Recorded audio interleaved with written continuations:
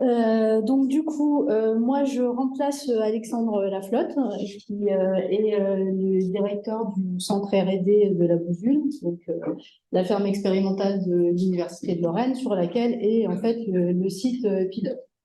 Donc en fait, ce qu'on va vous présenter, c'est les rendements fourragers en système agroforestier, en prenant le cas du site atelier de la Bousule. Et ce que je vais vous présenter, c'est les rendements sur les campagnes 2020-2021. Donc, comme l'a présenté Nicolas, initialement, en fait, du coup, on avait de la luzerne avec les peupliers. Donc là, en 2020 et 2021, on était déjà repassé sur du trèfle. Et sur l'autre système, avec les aulnes, initialement, quand on a mis en place le site, on était parti du principe de mettre plutôt des céréales, des cultures annuelles. Sauf que, en fait, je ne sais pas si vous avez vu sur la diapositive qu'a montré Nicolas, en fait, on a 4 mètres entre les alignements d'arbres, ce qui veut dire que, ouais, 5, mais pour le passage de la batteuse, en fait, c'est plutôt 4, ce qui veut dire qu'à mesure que les arbres se sont développés, on n'arrivait plus à récolter les cultures annuelles, donc en fait, on est repassé en prairie temporaire, donc à base de poacis. Donc voilà, donc je vais vous présenter du coup les résultats. C'est un objectif dès le départ, non? C'est pas nouveau que les batteuses sont plus que des 3 mètres. En fait, du coup, quand on a mis en place le site, on avait encore une petite batteuse, voilà, et du coup, c'était plus disponible après, donc du coup, voilà, on a arrêté. Donc les résultats que je vais vous présenter, en fait, c'est les résultats des rendements de la prairie temporaire qui est à base de raigrats anglais et de fétuc, qui a été semé du coup en juillet 2017, et puis la prairie artificielle, donc c'est du trèfle violet, qui a été semé en 2019 après la luzerne. La particularité, c'est que comme on ne peut pas vraiment intervenir sur les parcelles, on n'a pas de fertilisation et on n'a pas de protection phytosanitaire, donc en quelque sorte, on est passé en bio sans le vouloir sur le système. Et exploitation exclusivement en régime de fauche, avec 2 coupes. En 2020, on avait une première coupe le 24 avril, une deuxième coupe le 8 juillet, et en 2021, décalé dans le temps, première coupe le 28 mai et deuxième coupe le 28 octobre. Donc, du coup, les graphiques que je vais vous présenter auront à chaque fois la même structure. En fait, là, on est sur la prairie temporaire à base de graminées. On compare à chaque fois la modalité agricole, donc sans arbres, et la modalité qui est donc sur le même site, agroforestière, donc cette prairie temporaire dans laquelle on a introduit du coup des aulnes. Première coupe, deuxième coupe, et vous voyez que en fait, comme c'est un essai recherche, on a 3 répétitions qui correspondent à 3 blocs. Donc du coup, à chaque fois, on a fait les rendements dans le bloc 1, dans le bloc 2, dans le bloc 3. Donc là, on a comparé en fait les rendements entre les blocs.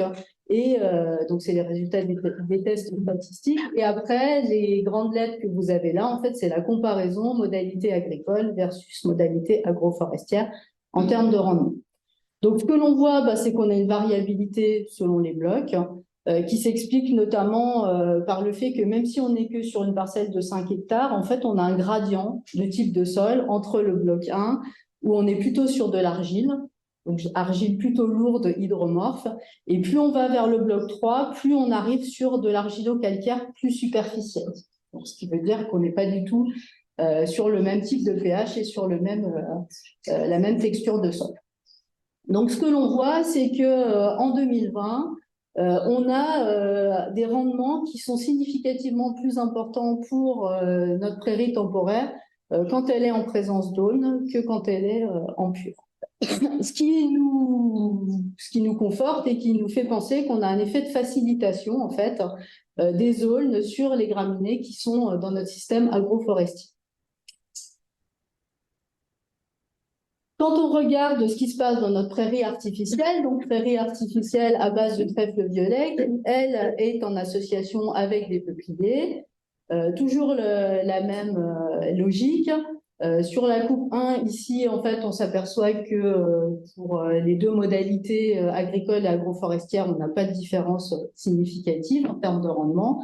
On a toujours des différences selon les blocs.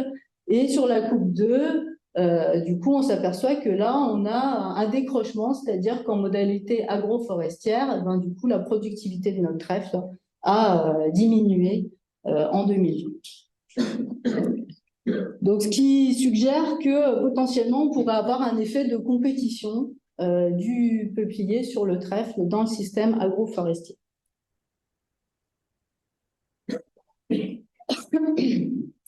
Ensuite, du coup, les résultats en 2021 pour la prairie temporaire, toujours à base de graminées. Donc là, vous avez bloc 1, bloc 2, bloc 3, et on va faire un zoom sur la moyenne. Et là, contrairement au graphique précédent, en fait, on a la totalité des modalités. Donc, du coup, c'est temporaire et artificiel sur le même graphe, avec en bleu la modalité agricole à base de graminées, l'équivalent en agroforesterie, donc les graminées avec les zones, le trèfle en modalité agricole pure et le trèfle associé avec le peuplier. Et donc, ce que l'on voit sur le cumul des deux coupes en fait en 2021, c'est qu'on a un effet plutôt positif de l'aulne sur les graminées et on a un effet plutôt délétère du peuplier sur la productivité de notre trèfle violet.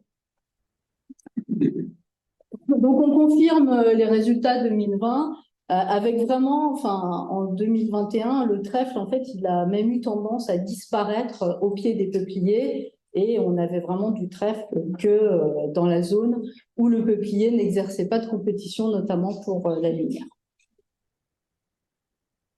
Alors, on est allé un peu plus loin en 2021, on s'est posé la question, notamment sur la partie graminée, du fait de cet effet un peu de facilitation de l'aulne, on s'est posé la question de la teneur en azote, donc de la matière azotée totale dans la prairie temporaire à base de graminées, quand elle était en modalité agricole pure ou en association avec les aulnes. Donc là, vous voyez que vous avez les grammes de matière azotée totale exprimée en grammes par kilo de matière sèche, 57 pour la prairie en modalité agricole et 72 pour la prairie en modalité agroforestière. Et après, comme on avait les rendements, ce que l'on a calculé, en fait, c'est la matière azotée totale exportée au moment de la fauche.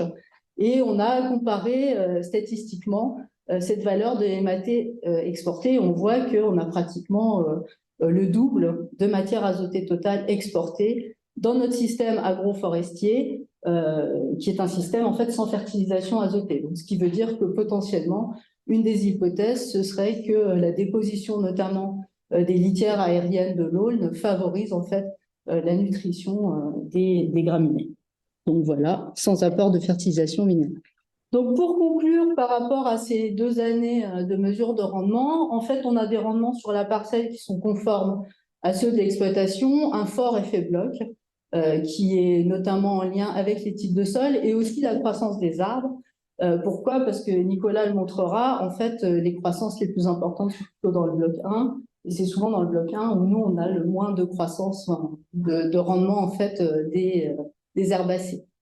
Forte compétition du peuplier sur le trèfle, c'est lié aussi à l'interrang qui est faible, 4 mètres ou 5 mètres. À un certain moment, quand les peupliers commencent à avoir une croissance aérienne importante, bah, ça ferme très rapidement. Et donc, un problème d'entrée, notamment de lumière, certainement un problème aussi de compétition au niveau de l'eau et des nutriments.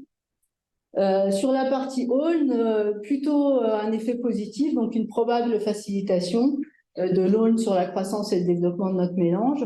Donc, il y a un effet certainement restitution d'azote, c'est ce que je vous disais, mais il y a certainement aussi un effet microclimat qui fait que finalement, en présence des arbres, eh ben, nos graminées sont moins exposées, notamment dans les conditions estivales qui sont assez intenses, sont certainement moins exposées à la lumière et aux pertes par évapotranspiration. Donc voilà pour la partie rendement sur les herbacées. Merci Séverine.